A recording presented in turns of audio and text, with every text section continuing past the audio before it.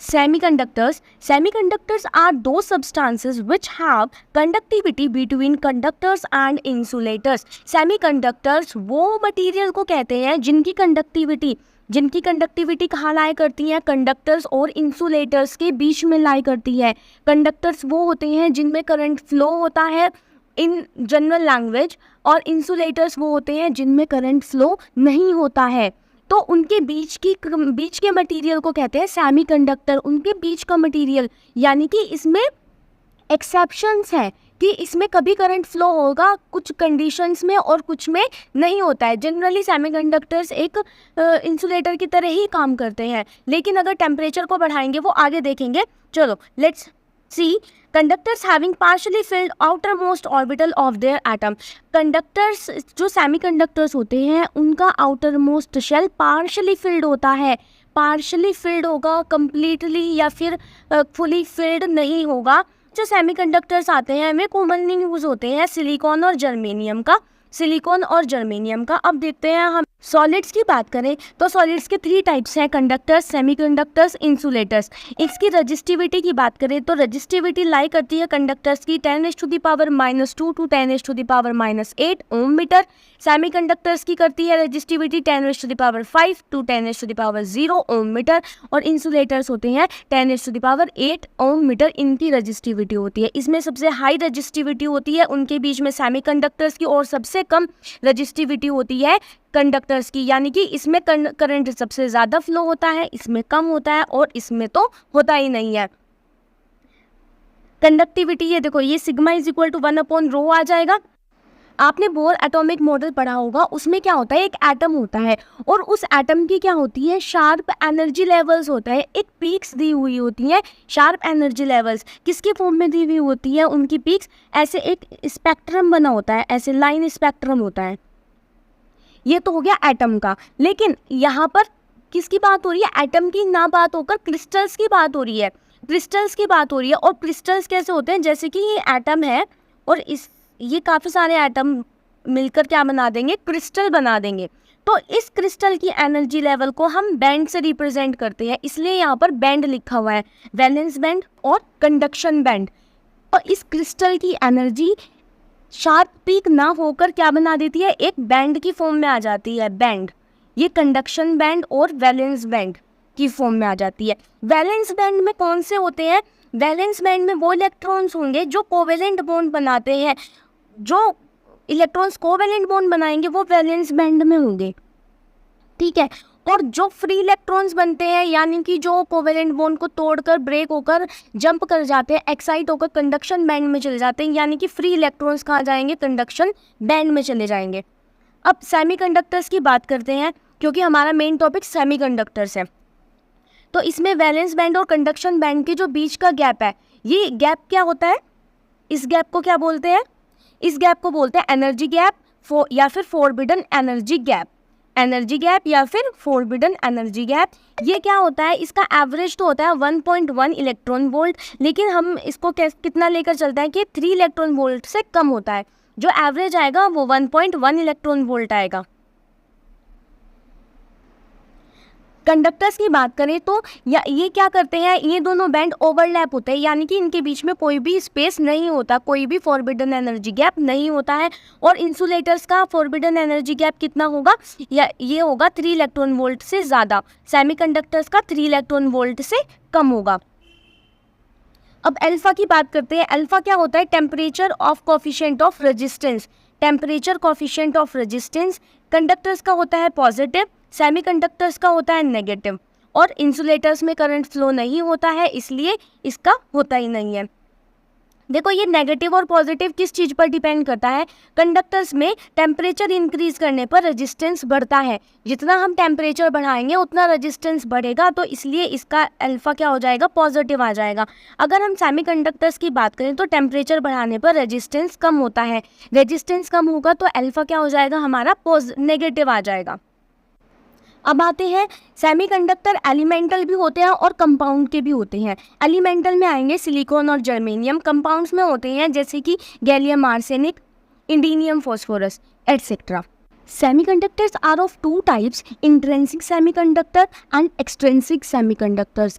Intrinsic semiconductor is called a pure semiconductors, while extrinsic semiconductors are impure semiconductors. Let's see first intrinsic semiconductors. Intrinsic semiconductors के examples हैं silicon और germanium.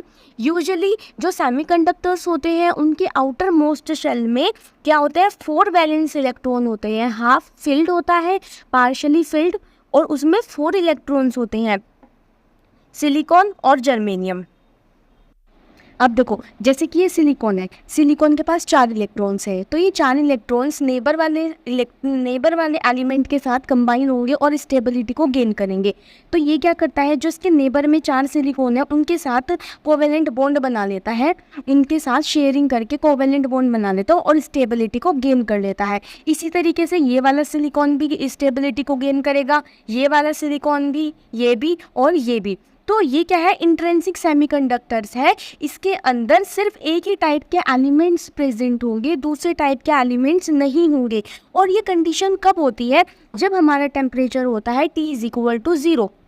T = 0 जब हमारा temperature होगा तब हमारे पास ये वाली स्टेबिलिटी आएगी. इसमें क्या होता है, सारे इलेक्ट्रॉन्स टाइटली बाउंड होते हैं. And intrinsic semiconductor behave as an insulator. Insulator की तरह इस केस में क्यों बिहेव करता है, क्योंकि यहाँ पर क्या है, सारे इलेक्ट्रॉन्स पेयर में है, कोवेलेंट बॉन्डिंग में है, कोई भी इलेक्ट्रॉन फ्री नहीं है, सारे इलेक्ट्रॉन्स बाउंडेड है, टाइटली बाउंडेड है. जब इलेक्ट्रॉन फ्री ही नहीं है तो मोबिलिटी नहीं होगी, मोबिलिटी नहीं होगी तो करंट भी फ्लो नहीं होगा. तो ये किसकी तरह बिहेव करता है, एज इंसुलेटर. लेकिन जब हम उसका टेम्परेचर रूम टेम्परेचर तक बढ़ा लेते हैं, यानी कि 300 केल्विन या फिर 27 डिग्री सेल्सियस तक उसका टेम्परेचर आ जाता है किसी भी इंट्रिंसिक सेमीकंडक्टर का, तो वहाँ पर क्या होता है, कुछ एक में से, यानी कि बहुत सारे में से कुछ एक कोवेलेंट बॉन्ड टूट जाता है. यहाँ से कोई भी एक कोवेलेंट बॉन्ड टूट जाएगा और ये इलेक्ट्रॉन क्या हो जाएगा, फ्री हो जाएगा. ये वाला इलेक्ट्रॉन फ्री हो जाएगा और क्या बना देगा, एक होल बना देगा. तो उनमें से क्या होता है, कुछ एक इलेक्ट्रॉन टूट जाएगा और वहाँ पर क्या आ जाएगा, ये इलेक्ट्रॉन तो बाहर आ गया और यहाँ से इलेक्ट्रॉन बाहर आ गया, तो इसके पास क्या होगी, एक वैकेंसी होगी. और ये वैकेंसी ही क्या है, हमारे पास होल है. ये होल क्या होता है, पॉजिटिवली चार्ज होता है. वैसे ये कुछ भी नहीं होता, लेकिन ये एक वैकेंसी होती है जो पॉजिटिवली चार्ज होती है. किसकी वजह से आती है, जब इलेक्ट्रॉन यहाँ से डिस्प्लेस हो जाता है. इसी तरीके से जब यहाँ पर इलेक्ट्रॉन टूट गया, फिर यह वाला कोवेलेंट बॉन्ड का जो इलेक्ट्रॉन होगा वो क्या करेगा, इसकी स्पेस को यहाँ से बना लेते हैं. यहाँ से ये वाला इलेक्ट्रॉन इसी स्पेस को ऑक्यूपाई करने की कोशिश करेगा, यहाँ से ये ऑक्यूपाई हो जाएगा तो यहाँ पर होल क्रिएट हो जाएगा. इस तरीके से पहले से कुछ थोड़ा करंट आ जाएगा, लेकिन इतना करंट नहीं आएगा कि हम इसको यूज़ कर सके. तो एक क्या होगा, नेग्लिजिबली कंडक्टिविटी इसकी आ जाएगी. किसके कब आएगी, जब हम टेम्परेचर इसका रूम टेम्परेचर पर ले आएंगे. लेकिन एब्सोल्यूट जो हमारा 0 टेम्परेचर होगा उस पर कोई मोबिलिटी नहीं होगी इलेक्ट्रॉन्स की. और जो हमारा इंट्रिंसिक सेमीकंडक्टर है, it will behave as a insulator. इसमें क्या होगा, देखो जो नंबर ऑफ इलेक्ट्रॉन्स हैं, नंबर ऑफ होल्स हैं, वो इंट्रिंसिक कंसंट्रेशन इक्वल होगी. यानी कि जो इंट्रिंसिक कंसंट्रेशन है उसमें number of holes, number of electrons equal होंगे. जितने होल्स होंगे उतने ही इलेक्ट्रॉन्स होंगे. अब आते हैं एक्सट्रिंसिक सेमीकंडक्टर्स पर. ये इम्प्योर होते हैं. इम्प्योर क्यों होते हैं ये, क्योंकि इसमें दूसरा एलिमेंट भी प्रेजेंट होता है. जैसे वहाँ पर यहाँ पर हमने क्या देखा था, एक सिलिकॉन है और इसके अंदर सारे सिलिकॉन के एलिमेंट्स हैं. तो अगर हमने इसमें एक एलिमेंट आर्सेनिक डाल दिया, एंटीमनी डाल दिया, तो वो क्या हो जाएगी, हमारी इम्प्योरिटी आ जाएगी. अब जो ये इम्प्योरिटीज़ को हम ऐड करते हैं, adding of impurities is called the doping. जो प्रोसेस है एडिंग ऑफ इम्प्योरिटी, वो क्या होती है, डोपिंग कहलाती है. और जो ये डोपिंग होती है उसका क्या टाइप है, कौन सी डोपिंग कर रहे हैं, वही क्या डिसाइड करती है कि हमारा सेमीकंडक्टर कौन से टाइप का है. एक्सट्रिंसिक सेमीकंडक्टर्स एन टाइप और पी टाइप. तो एन टाइप कौन से होते हैं, जिसमें पेंटावेलेंट एटम की इम्प्योरिटी एडेड होती है, यानी कि जिनके आउटर मोस्ट शेल में 5 इलेक्ट्रॉन्स होते हैं, जैसे कि पी, आर्सेनिक, एंटीमनी. तो हमारे पास ये लैटिस है जिसमें एक आर्सेनिक का हमने इम्प्योरिटी ऐड कर दी है और साइड में हमारे नेबर में क्या है, सिलिकॉन ही है।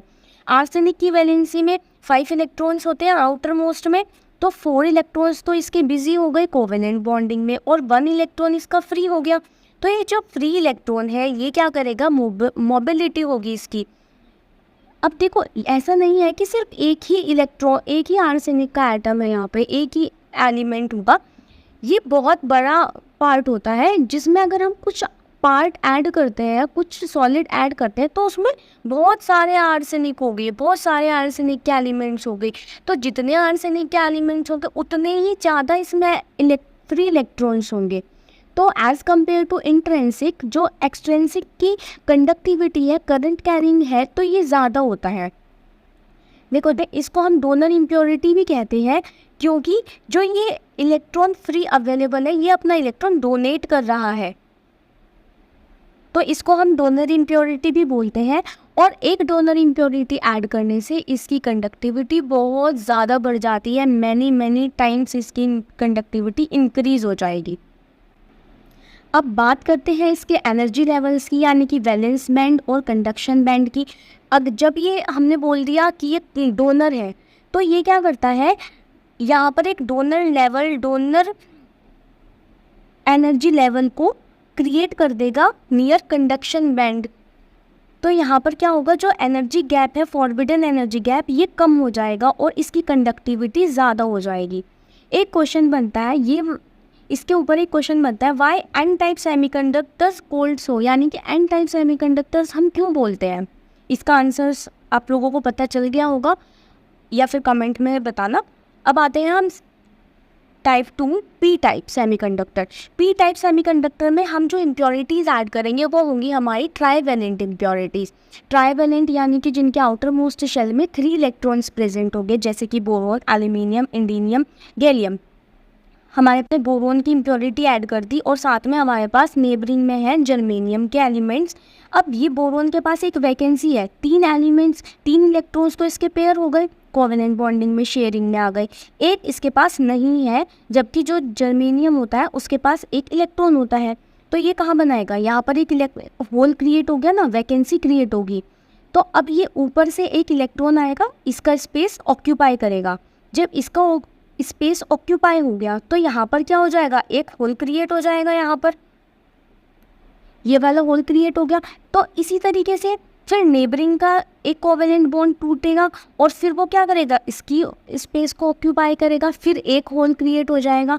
तो इसी तरीके से जैसे ही हमने इम्प्योरिटी ऐड करी तो उसमें क्या हो गया, बहुत सारे होल्स क्रिएट हो गए, बहुत सारी मोबिलिटी आ गई, तो इसकी कंडक्टिविटी बहुत टाइम्स बढ़ जाती है।